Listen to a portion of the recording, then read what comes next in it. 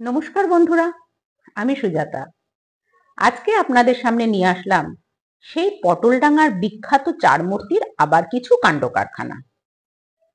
আমাদের ছোটবেলায় এরকম গরমের ছুটি এবং পুজোর ছুটির সময় বেশ একটা সাংস্কৃতিক পরিবেশ গড়ে উঠতো পাড়ায়।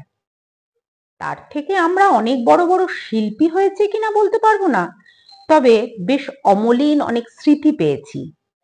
আজকে সেরকমই একটা গল্প নিয়ে আসছি, নারায়ণ গঙ্গোপাধ্যায়ের লেখা দধিচি, পোকা ও বিশ্বকর্মা।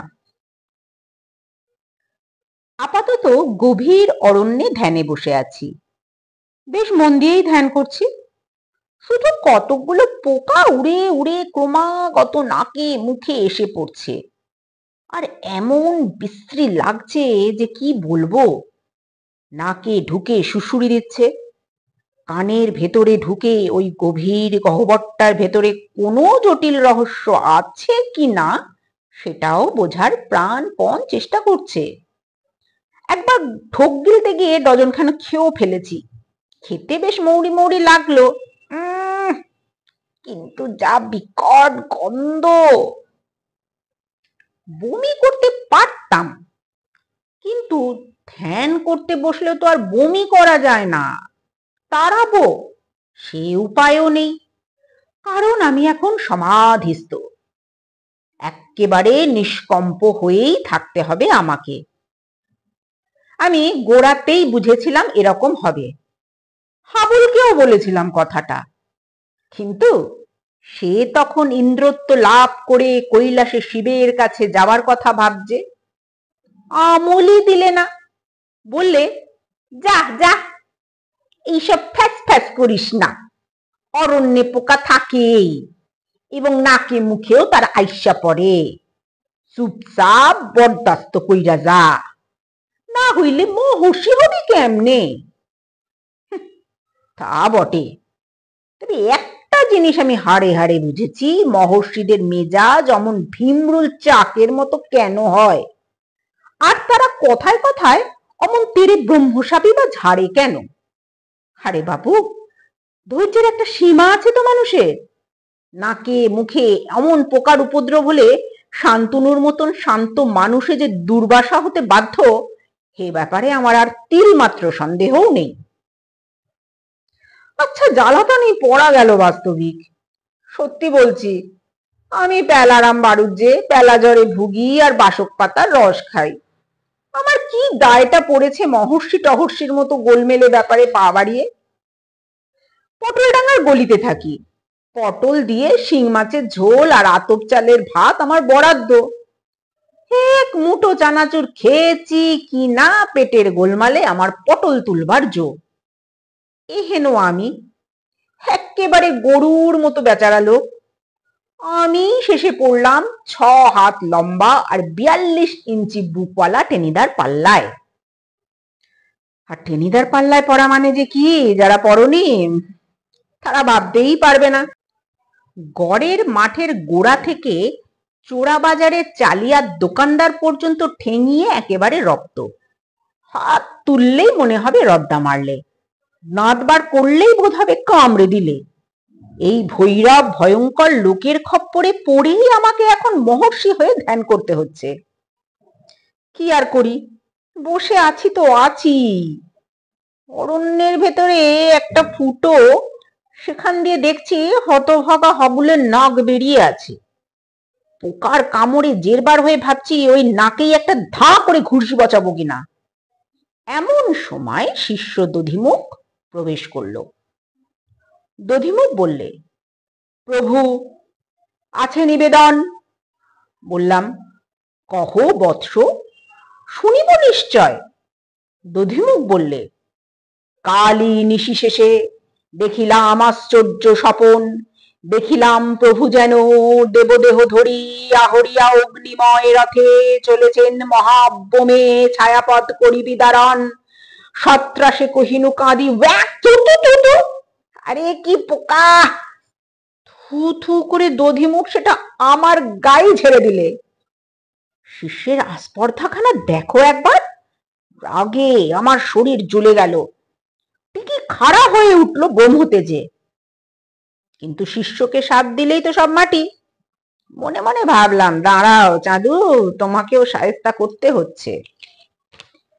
হেসে বললাম, আছে আছে রহস্য অদ্ভুত, নিরেট মগজ তব সহজে বুঝিবে না সেটা, কাছে এসো কহি কানে কানে।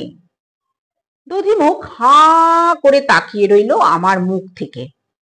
যা আশা করেছিল তা শুনতে তো পাইনি, কি যে করবে ঠিক বুঝে উঠতে পারছে না। দধিমুখ অসহায় ভাবে একবার চারদিকে তাকালো। আমি বললাম, দাঁড়াইয়া কেন, কাছে এসো, মুখ আনো কানের নিকটে, তবে তো জানিবে সেই অদ্ভুত বারতা। এসো বৎস। বালক, আরো কাছে আয়। আরে কাছে আয় না। দধিমুখের বয়স অল্প, একেবারে আনাড়ি। ইতস্তত করে যেই আমার কানের কাছে মুখটা এনেছে, অমনি আমি পাল্টা জবাব দিলাম। মস্ত একটা হাঁ করলাম, সঙ্গে সঙ্গে এক ঝাঁক পোকা পড়লো মুখের ভেতরে, আর পত্র পাট সেগুলো থু থু শব্দে ফেরত দিয়ে দিলাম দধিমুখীর গালে, মুখে, নাকে, কপালে। শিষ্যকে গুরুর স্নেহাশিস। দধিমুখ করে উঠল, সঙ্গে সঙ্গে ড্রপ সিন। খট করে বাঁশটা আমার নাকে এসে পড়ল, তারপর সোজা নিচে। সিন শেষ হওয়ার আগে দ্বিতীয় অঙ্ক সমাপ্ত। তক্ষুনি স্টেজের ভেতরে ছুটে এলো ইন্দ্রবেশী হাবুল আর বিশ্বকর্মাবেশী টেনিদা। টেনিদা বললে, এটা কি হলো? এর মানেটা কি শুনি? আমি বিদ্রোহ করে বললাম, কিসের মানে? টেনিদা দাঁত খিচিয়ে উঠল, পেলেটা তুমি মাটি করবে হতভাগা। কেন ওভাবে থুতু দিলি ক্যাবলার মুখে? একদম বরবাদ হয়ে গেল সিনটা। কিরকম কিরকম হাসছে অডিয়েন্স, তা দেখেছিস? আমি বললাম, ক্যাবলাই তো থুতু দিয়েছে আগে। টেনিদা বললে, দুটোর মাথায় একসঙ্গে ঠুকে দেবো, একজোড়া বেলের মতন হয়ে যাবে। যাকে যা হয়ে গেছে সে তো গেছেই, এখন পরের সিনগুলোকে ভালো করে ম্যানেজ করা যায়, বুঝলি? একটু যদি বেয়ারাপানা করিস তো চাঁদির চোটে তোর নাক একেবারে নাশকি পাঠিয়ে দেবো। আমি বললাম, তুমি তো বলেই খালাস, কিন্তু স্টেজে হাঁ করে বসে ওই পোকা হজম করবেটা কে শুনি? তিনি তা হুঙ্কার দিয়ে বলল, তুই করবি, আলবাত তোকেই করতে হবে। থিয়েটার করতে পারবে আর পোকা খেতে পারবে না চাঁদু। দরকার হলে মশা খেতে হবে, মাছি খেতে হবে। হাবুল যোগ দিয়ে বলল, ইন্দুর খাইতে হইব, বান্দুর খাইতে হইব। টেনিদা বললে, মাদুর খেতে হবে, এমনকি খাট পালং খাওয়াও আশ্চর্যের নয়। বাবা, এর নাম থিয়েটার। থিয়েটার করতে গেলে ওইসব খেতে হয় নাকি? আমি ক্ষীণ প্রতিবাদ করে জানালাম। হয় হয়, তুই এসবের কি বুঝিস রে? দানিবাবুর নাম শুনেছিস? দানিবাবু? তিনি যখন সীতার ভূমিকায় পেলে করতেন তখন মনুমেন্ট খেয়ে নামতেন, সেটা জানিস? মনুমেন্ট খেয়ে? হ্যাঁ হ্যাঁ, মনুমেন্ট খেয়ে। এই যা তো, মেলা ক্যাচ ম্যাচ করিস নি, এক্ষুনি সিন উঠে পড়বে, কেটে পড়, নিজের পাঠ মুখস্থ করবে। বেগুন খেতে কাক তাড়ানো কেলে হাড়ির মতন মুখ করে আমি স্টেজের একধারে এসে বসলাম। মনুমেন্ট খাওয়া? জালিয়াতিরা যাওগা পাওনি, মানুষে কখনো মনুমেন্ট খেতে পারে? কিন্তু প্রতিবাদ করলেই চাঁটি, তাই অমন বোম্বাই চালখানাও হজম করে গেছি। থিয়েটার করতে এলেই পোকা খেতে হবে কেন রে বাপু? তোমাদের সঙ্গে থিয়েটার না করতে পারলে আমার যেন শিঙি মাছের ঝোল হজম হচ্ছিল না। আমি পেলাম বাড়ুজ্জে, আমার পেট জোড়া পিলে, গায়ে পড়েছিল আমার এক মুখ কুটকুটে দাড়ি নিয়ে দধিচি সাজতে। যত সব জোচ্চোরদের পাল্লায় পড়ে এখন আমার এই হাড়ির হাল। দিব্যি বসেছিলাম চাটুর্যদের রোয়াকে, ওরা উঠোনে হাত পাত নেড়ে রিহার্সাল করছিল, কিন্তু দধিচি সাজবার ছেলে পাওয়া যাচ্ছিল না। টেনিদা তার ভাটার মতন চোখ পাকিয়ে এদিক ওদিক তাকাতে তাকাতে এসে খপ করে আমার কাঁধটা ধরে ফেললো। এই তো পাওয়া গেছে। আমি বললাম, হ্যাঁ। টেনিদা বাঘাটে গলায় বললে, নয়, হ্যাঁ। দিব্যি মুনি ঋষির মতন নিরীহ নিরীহ চেহারা, গালে একটা দাড়ি লাগিয়ে দিলেই যা মানাবে না। একেবারে রায়বাড়ির কেশবুড়োটার মতো। আপাতত এই তার পরিণতি। এ অঙ্কে আমার পার্ট নেই, তাই স্টেজের অন্ধকার একটা কোনায় ঝিম মেরে বসে আছি। দাড়িটা হাতে খুলে নিয়েছি আর মশা তাড়াচ্ছি প্রাণপণে। না, কি অসম্ভব! বাবা স্টেজে গেলেই ধ্যানে বসতে হবে, আর ধ্যানে বসা মানেই পোকা। আর কি মারাত্মক সে পোকা! কি করা যায়? রাগে হাড় পিত্তি জ্বলছে। দয়া করে পাঠ করেছি এই ঢের, তারপর আবার অপমান, অমন করে শাসানো, চাঁটি হাঁকড়ে নাক নাসিকে উড়িয়ে দেবে। সবখানে দেখো একবার, না হয় তোমার আছেই পিরামিডের মতন উঁচু একটা অতিকায় নাক, আর আমার নাকটা না হয় চিনেম্যানদের মতন থ্যাবড়া, তাই বলে নাক নিয়ে অপমান? আচ্ছা দাঁড়াও, এই খেদা নাকেই মই নাকের মতন উঁচু করে তোমার ভরাডুবি করে ছাড়বো। কিন্তু কি করা যায় বাস্তবিক? কিছুই ভেবে কুল কিনারা পাচ্ছি না। এদিকে স্টেজে তখন দারুণ বক্তৃতা দিচ্ছে টেনিদা। একবার এমন একটা লাফ মারছে যে চাটুজ্জেদের ছাড়পোকা ভরা পুরনো তক্তাপোষরটা একেবারে মরমর করে উঠছে। থিয়েটার করছে না হাই জাম্প দিচ্ছে, সেটাই বোঝা মুশকিল।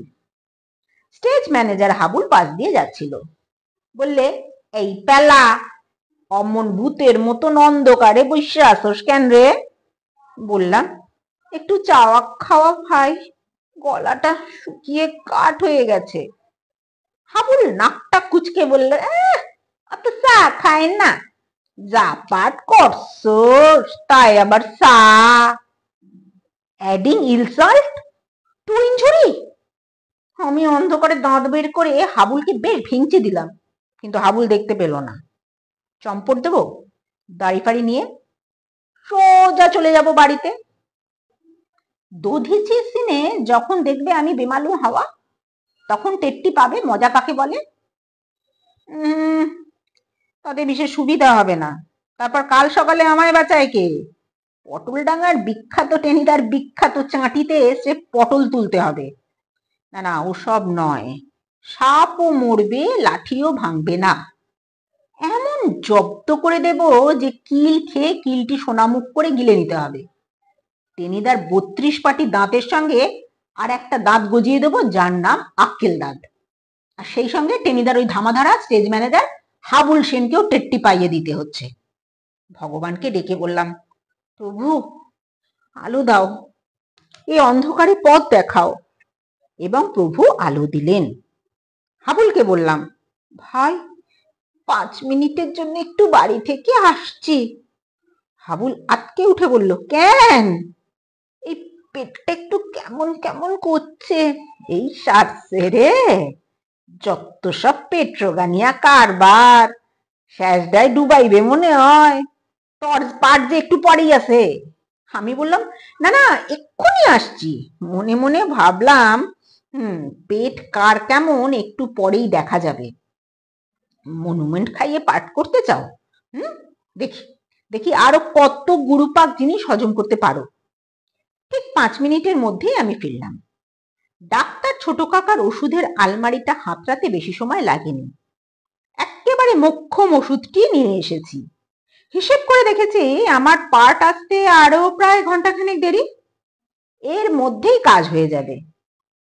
চায়ের বড় কেটলিটা যেখানে উনুনের ওপর ফুটছে সেখানে গেলাম। তখন কেটলির দিকে কারো মন নেই, সবাই উইংসে ঝুঁকে পড়ে পেলে দেখছে। টেনিদা লাফাচ্ছে ভীমসেনের মতন। আর সে কি ঘন ঘন ক্ল্যাপ! দাঁড়াও না, কত ক্ল্যাপ চাও দেখবো। পিরামিডের মতন নাক উঁচু করে বিজয় গৌরবে ফিরে এলো টেনিদা। এক গাল হাসি ছড়িয়ে বললে, কেমন পাঠ হলো রে হাবুল? হাবুল কৃতার্থ ভাবে গদগদ হয়ে বলল, চমৎকার চমৎকার, তুমি সারা এমন পাঠ আর কেডাই বা করতে পারতো। অডিয়েন্স বলছে সাবাস সাবাস। অডিয়েন্স কেন যে সাবাস সাবাস বলছে সে তো আমি জানি। তারা বুঝতেই পারে ওটা ভীমের না বিশ্বকর্মার পাঠ। কিন্তু আসল পাঠ করতে আর একটুখানি দেরি আছে, আমি মনে মনে বললাম। স্টেজ কাঁপিয়ে টেনিদা হুঙ্কার ছাড়লো, চাও রে চান। হাবুল ঊর্ধ্বশ্বাসে দৌড়ালো। আবার ড্রপ উঠেছে। দধিচির ভূমিকায় আমি ধ্যানস্থ হয়ে বসে পোকা খাচ্ছি। শিষ্য দধিমুখ এবার দূরে দাঁড়িয়ে আছে, আগের অভিজ্ঞতাটা ভোলেনি। বিশ্বকর্মার ইন্দ্রের প্রবেশ, টেনিদা আর হাবুল। হাবুল বললে, প্রভু গুরুদেব, প্রভু গুরুদেব, আসিয়াছি শিবের আদেশে, তব অস্থি দিয়া যেই বজ্র হইবে নির্মাণ। টেনিদা বললে, দেখাইব বিশ্বকর্মার যশ, এন হস্ত্র গরিব তুলিয়া ঘোর নাদে কাঁপাইব শশাগৌর ব্রহ্মাণ্ড বিশাল, দীপ্ত তেজে দগ্ধ হবে স্থাবর জঙ্গম। তারপরেই সগোক্তি, জোরে পেটে কামড় মারছে মাইরি। হাবুল সেন চাপা গলায় বলল, আমার পেটটাও যেন কেমন গোল আইতাছে। আর চোখে আমি একবার তাকিয়ে দেখলাম মাত্র। মনুমেন্ট কে হজম করতে পারো না? দেখি কত হজমের জোর দেখি এবার। আমি বললাম, তিষ্ঠ তিষ্ঠ, আগে করি ইষ্ট নাম ধ্যান, ধ্যান ভঙ্গ যতক্ষণ নাহি হয় চুপচাপ থাকো ততক্ষণ, তারপরে তনু ত্যাগ করিব নিশ্চয়। আমি ধ্যানে বসলাম। সহজে এ ধ্যান আর ভাঙছে না, পোকার উপদ্রব তো লেগেই আছে, তা থাক। আমি কষ্ট না করলে টেনিদা আর হাবুলের কেষ্ট মিলবে কি করে? গরম চায়ের সঙ্গে কড়া পারগেটি, দেখনি কি হয়েছে, দাঁড়াও না। টেনিদা মুখ বাঁকা করলে, শিগগিরই ধ্যান কর মাইরি, আরে ধ্যানটা শেষ কর, জোর পেট কামড়াচ্ছে। আমি বললাম, চুপ, ধ্যান ভঙ্গ করিও না, ব্রহ্মসাপ লাগিবে তাহলে। ধ্যান কি সত্যি সত্যি করছে নাকি? আরে দেখ, আমি আর চোখে দেখছি, টেনিদার মুখ ফ্যাকাশে মেরে গেছে, হাবুলের অবস্থাও তথৈবচ, ভগবান করুণাময়। টেনিদা কাতর স্বরে বললে, ওরে প্যালা, গেলাম রে, দোহাই তোর, শিগগিরই ধ্যান শেষ কর ভাই, তোর পায়ে পড়ছি প্যালা। হাবুল সেন বললে, অরে আমার পরান্ডাও তো যায় যায়, আমি এক্কেবারে নট নরণ চরণ, সামলাও সামলাও এখন, মুনি ঋষির ধ্যান দেহত্যাগের মতন ব্যাপার, কি সহজে ভাঙবার জিনিস। বাপস, গেলাম।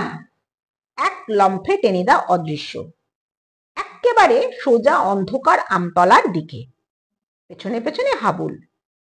আর থিয়েটার, সে কথা বলে আর কি লাভ হবে বলো। নমস্কার। নমস্কার। শেষ হলো টেনিদাদের সাংস্কৃতিক অনুষ্ঠান। এবার আপনাদের যদি কোনো এরকম ঘটনা মনে পড়ে, অবশ্যই কমেন্ট করে জানাবেন।